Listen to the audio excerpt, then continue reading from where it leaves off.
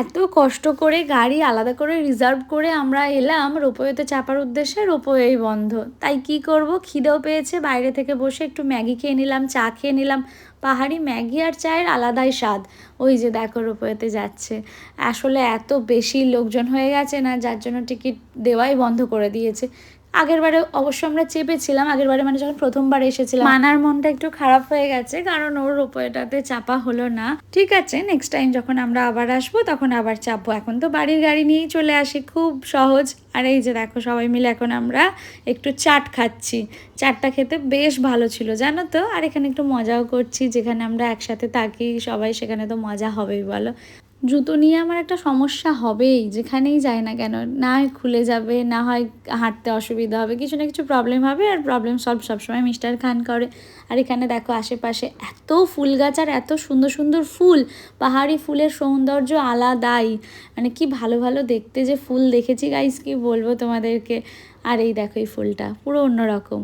এখন আমরা যাচ্ছি জুয়ের উদ্দেশ্যে হাঁটতে হাঁটতে। এখান থেকে যেহেতু কাছে, তাই জন্য সবাই মিলে হাঁটা পথে রওনা দিয়েছি। মানে মিস্টার খান পাগলামি করছে দেখো। আর চলে এলাম জুয়ে।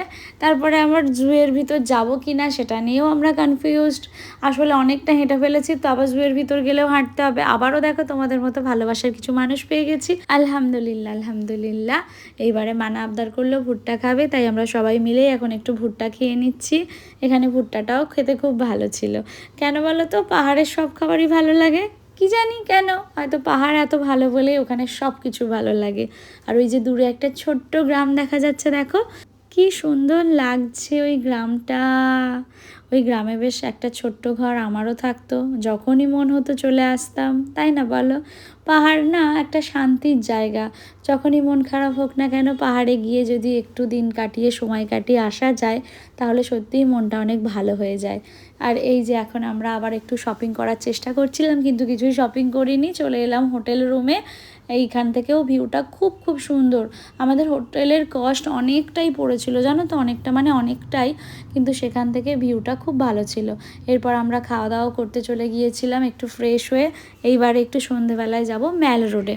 এই ড্রেসটার মতোই সেম ড্রেস আমি অনেকগুলো কিনেছি, তোমরা তো দেখেইছো, শুধু কালার আলাদা। আমার খুব ভালো লেগেছে এই ডিজাইনটা, তাই সব কটা কালারই অলমোস্ট নিয়ে নিয়েছি জানো তো। আর এই যে আমি, মিস্টার খান, বোন, ভাই, মানা সবাই মিলে যাচ্ছি এখন ম্যাল রোডের উদ্দেশ্যে। তার আগে এখান থেকে ভিউটা তোমাদের দেখিয়ে দিলাম, কি দারুণ যে লাগছে।